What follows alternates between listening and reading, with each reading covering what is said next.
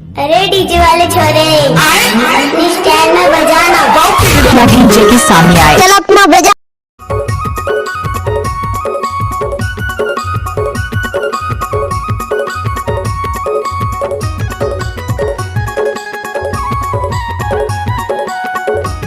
DJ Umesh Paraste exclusive.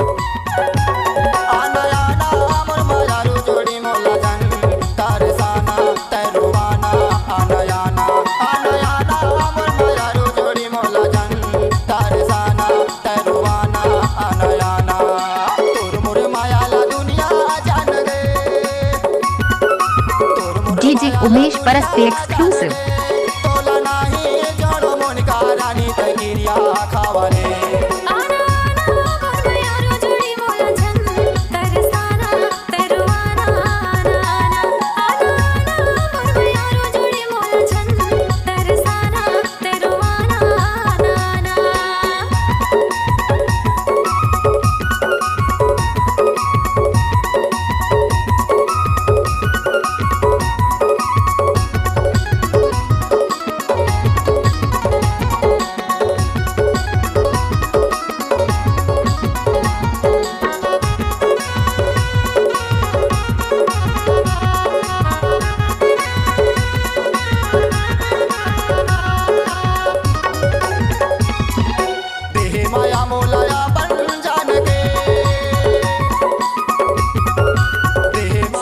गाना बना के YouTube में डालने उमेश परस्ते का आदत है।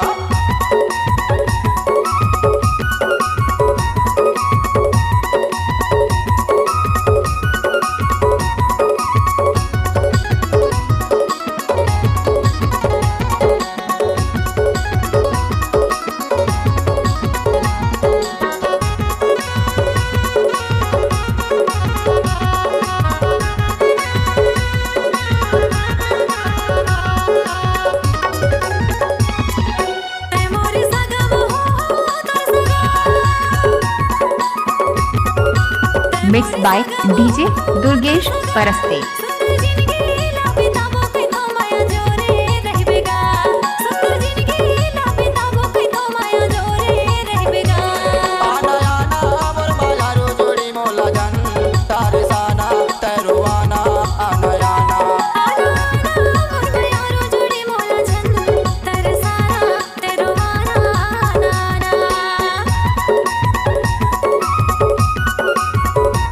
DJ Durgesh Parste exclusive.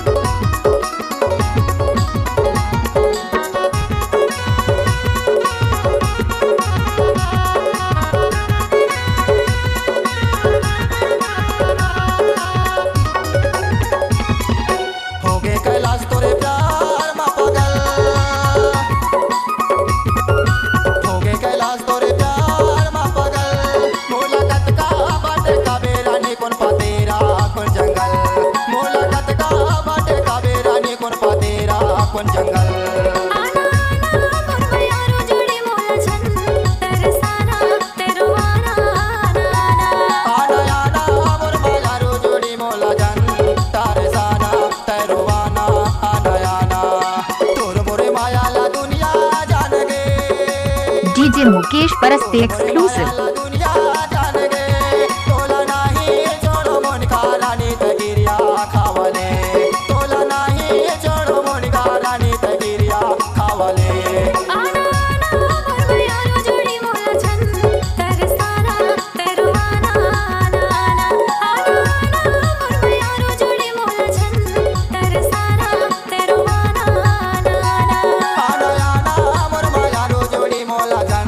तारे साना तैरो